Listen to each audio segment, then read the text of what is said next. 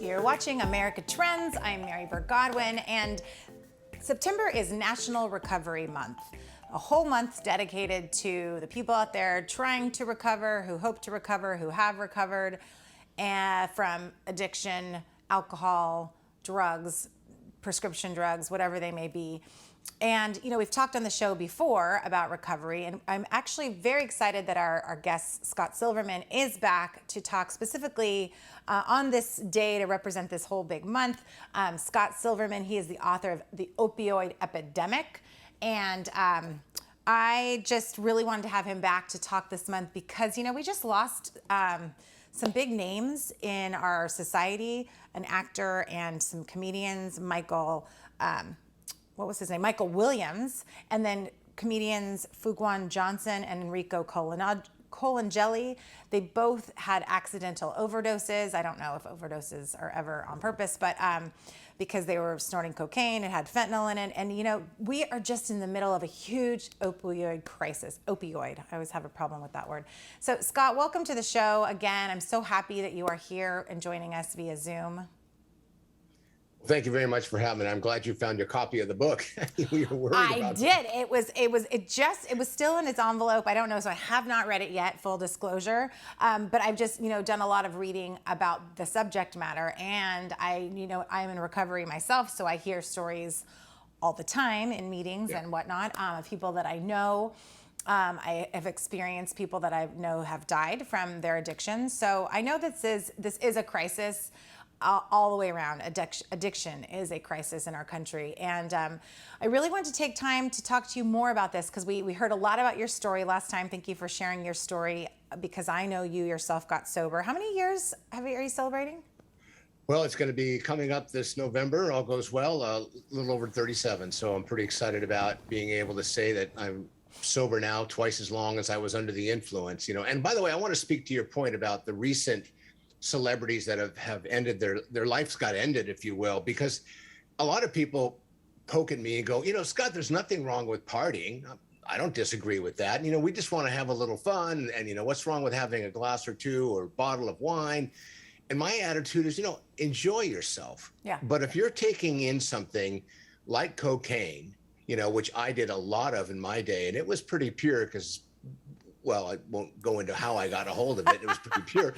But, you know, the bottom line is so much of the counterfeit medication right now is cut with fentanyl. Yeah. And fentanyl is poison, and poison kills you. So, you know, when Whitney Houston passed away, there was this big controversy about why are people dying all of a sudden when all these years they've been partying and having a good time. It was Dr. Drew said, when you combine prescription medication that a lot of people take, you know, whether it be for depression, anxiety, or sleep deprivation, or other medication, and Adderall is another one, and they mix street drugs, there's a combination of things that are happening to the body, mind, and soul that the body's not used to. There's no real science around it right now. But then you factor in fentanyl that's being manufactured offshore, comes here, and it's being cut with other medication, and even some of the party drugs, you know, like marijuana, like cocaine, you know, and like methamphetamine and heroin. And the problem is you put this in your body and you don't wake up after you go to sleep.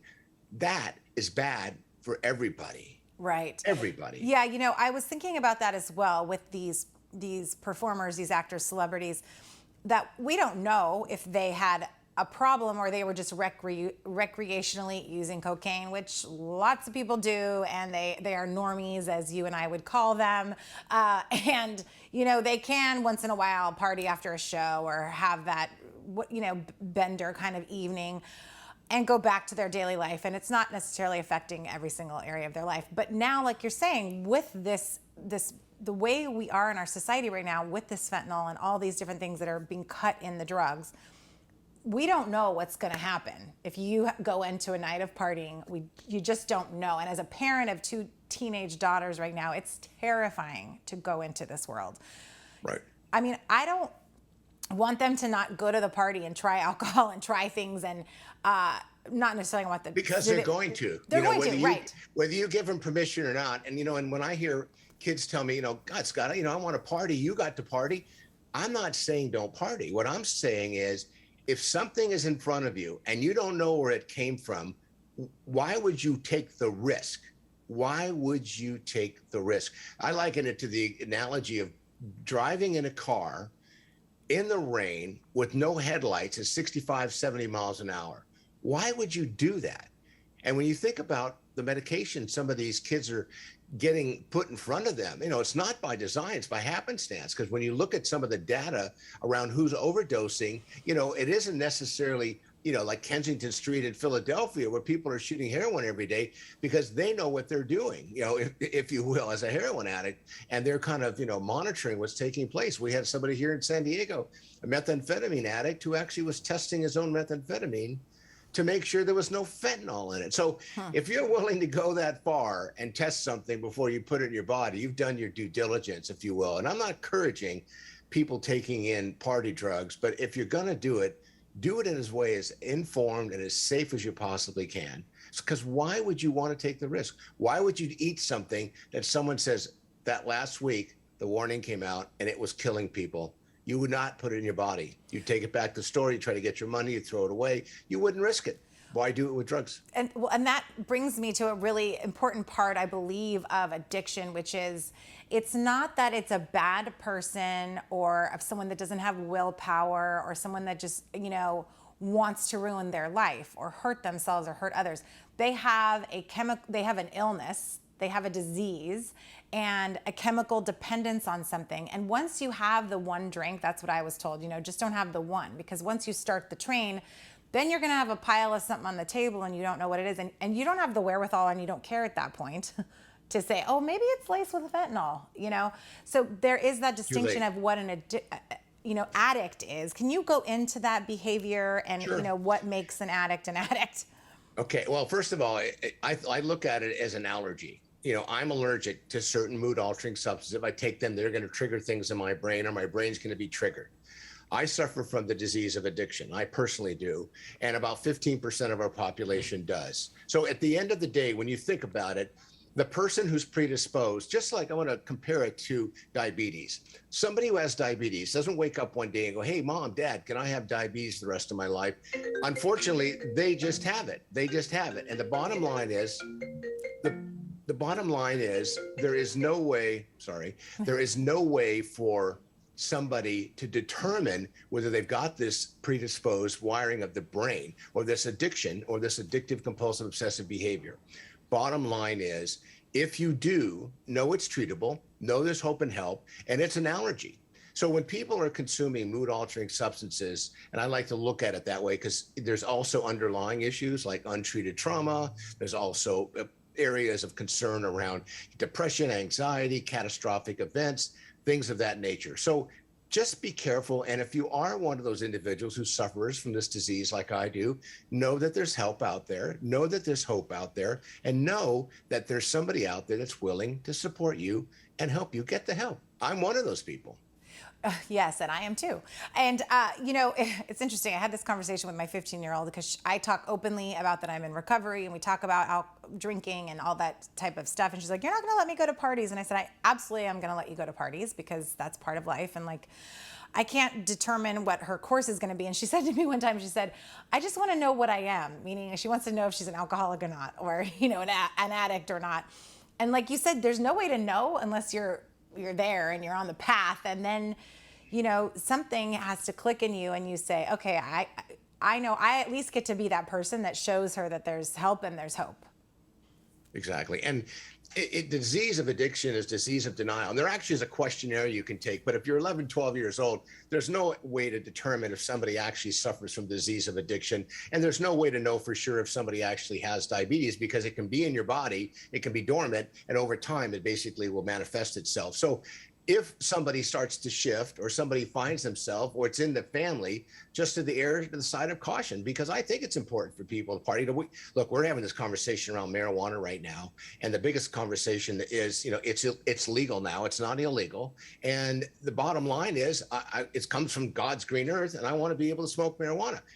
And it's nothing wrong, if you will, with wanting to smoke marijuana, the difficulty with the THC content today in marijuana, it's north of 90%. So it's very, very strong. Is it poisonous? No, but it's very, very strong. So if you're mixing it with other things, you're running the risk of being that person, that car, 70 miles an hour in the dark, in the rain, hoping you don't run into somebody or somebody doesn't run into you. So my suggestion is, if you're going to make decisions to party, do it safely, be informed. And as families, when you see something going on that's going too far, your job is to sit down with your loved one and try to have an intelligent conversation.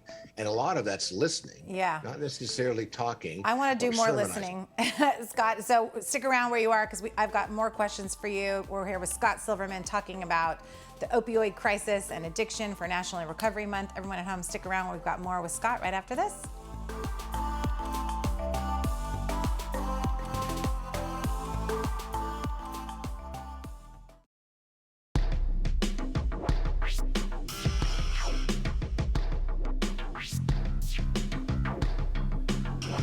I'm Mary Burt-Godwin. You're watching America Trends. I'm talking to Scott Silverman. It is National Recovery Month, and we are talking about his book, The Opioid Epidemic. And, you know, Scott, before the break, you mentioned something where you said something about 15% of people are addicts. Was that am I quoting you correctly on that? The science reads like this: approximately 15% of our country, adults, suffer from some form of addiction that will manifest itself in some way or another in the next 12 months. So if you do the math on our total population of 330 million, back out the young children, the pediatric kids, and then you come up with that number, it's pretty significant. But what's a couple more pieces of information, which is very scary, is of the 15%, only 10% will seek help. And of the 10% that seek help, 95% of those, if they do nothing else after a 28-day traditional inpatient program, run the risk of relapsing. But what's even more scary is, of those 15% that are acting out one way or another, either being impaired, under the influence, or acting inappropriately, they will impact 7 people every day negatively. So if you're married to someone who's drinking, or if your significant other is someone who's under the influence of something mood altering, or taking prescription medication, or under the influence, or you're working with somebody who is under the influence, or you're on the road driving, if you think about it, potentially one person could be impacting 7 other people every day, going to work, coming home, going to school, being a mom, being a dad. So those numbers are pretty scary when you think about it. And you know what? We're here today talking about it. And thank you, Mary, for doing that. We're not talking about this. 240 people every single day in our country, which is a plane crash, die just behind opioid overdoses. Counterfeit medication, prescription medication, that's taking place right now, real time, every day in our country. And it's gotten worse through COVID. But I want to also mention, because I get pushed on this as well, there are people out there who need this medication. By all means, I empathize with you, and it shouldn't be taken away.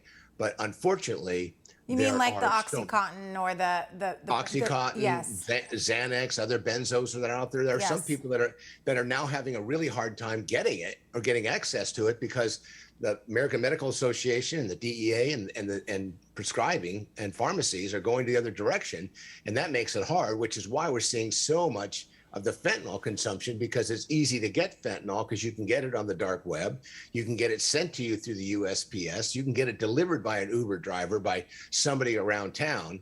The problem with that is there is no quality assurance, and there is no person who really cares whether you overdose or not. They're just looking to make money and sell you poison.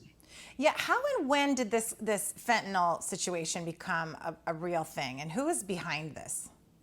Well, fentanyl originally was created to help cancer patients who suffered from extreme pain, and it was only administered in hospitals. Yeah, I actually remember giving my dad fentanyl patches when he was home with cancer, and that's how I knew what it was. There was a special patch when he was extreme pain. I would put it on his back, and they said it was.